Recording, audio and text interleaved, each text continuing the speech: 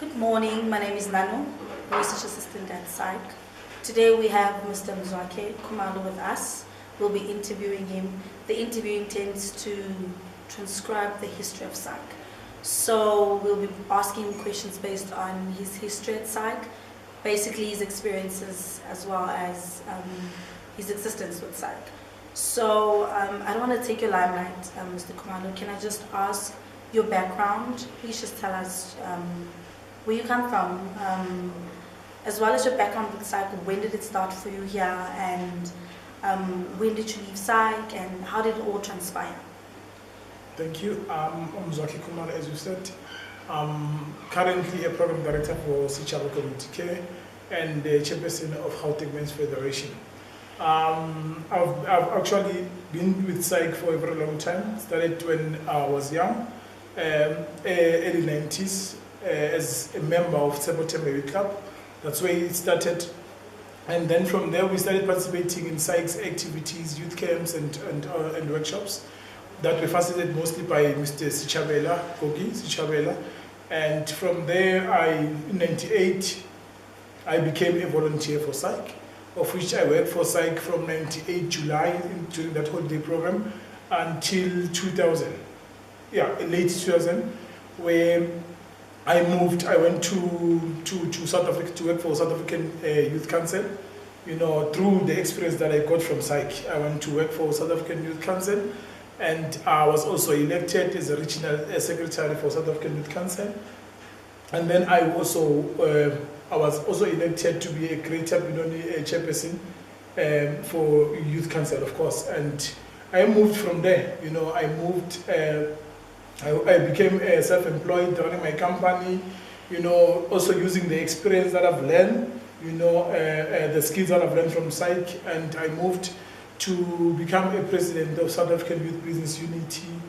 Then up until I became, you know, more focused on starting my organization and working on Sechaba Community Care, which is the organization that is based here in Ekurhuleni East.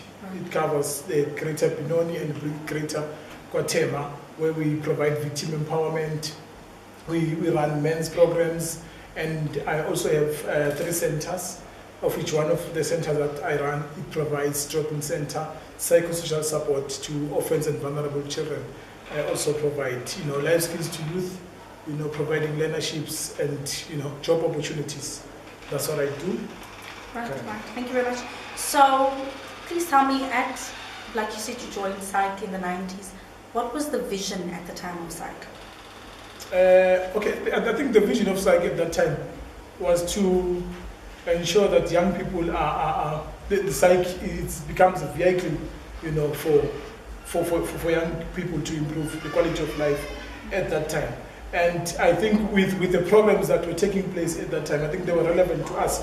Because, to be quite honest with you, when I was employed by South African Youth Council at the provincial level, because at the regional level I was a secretary, they employed me without a CV, you know, because of the way SAAYC operates, because of the way I was presenting myself, the way I was engaging with young people within the province.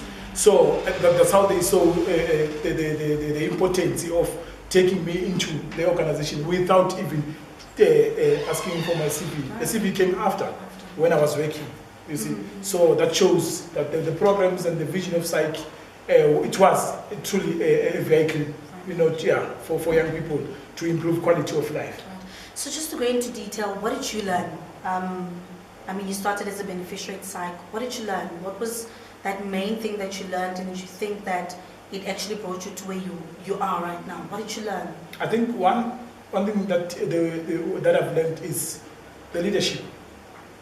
I was fortunate to be part of young people that went to Belgium to learn more on volunteerism, leadership, and conflict management, you know, and many things, of which it was a build-up of what we were learning, you know, from the time I was a member of a youth club.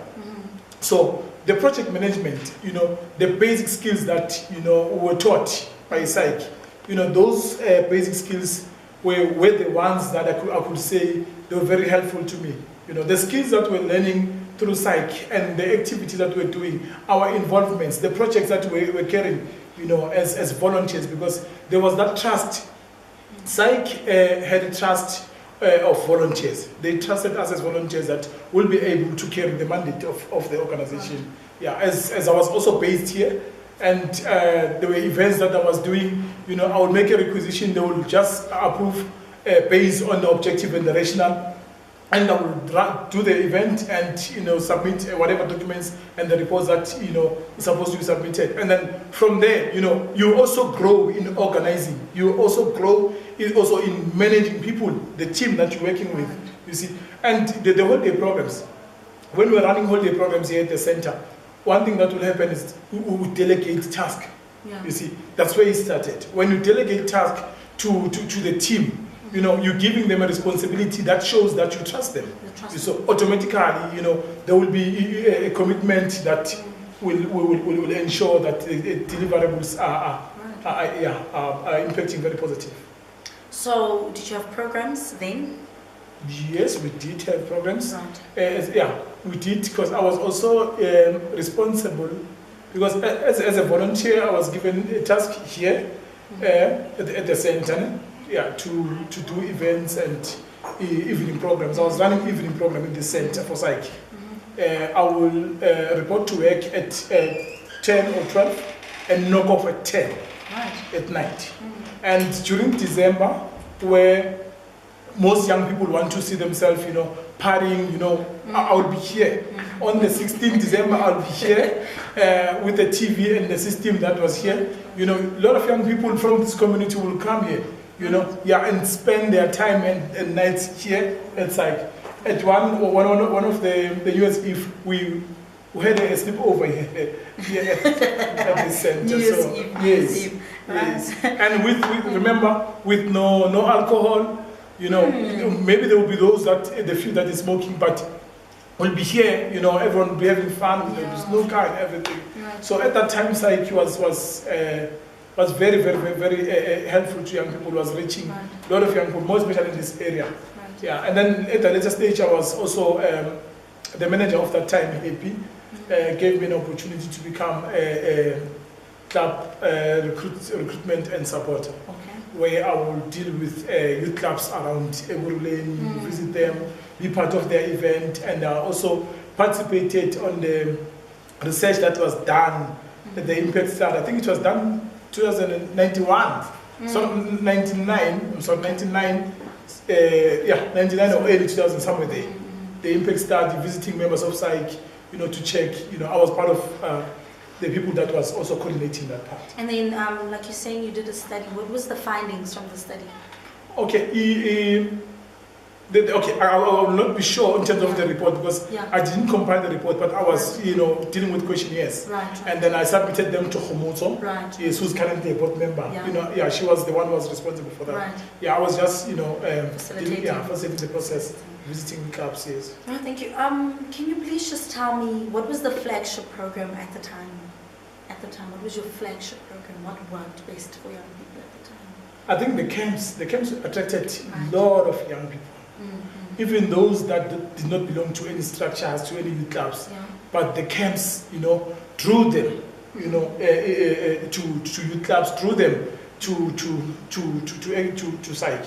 I would say the camps and the leadership camps. Just to go further, do you remember your associates at the time? Who were you working with closely at the time? I was working with Pat Masugu.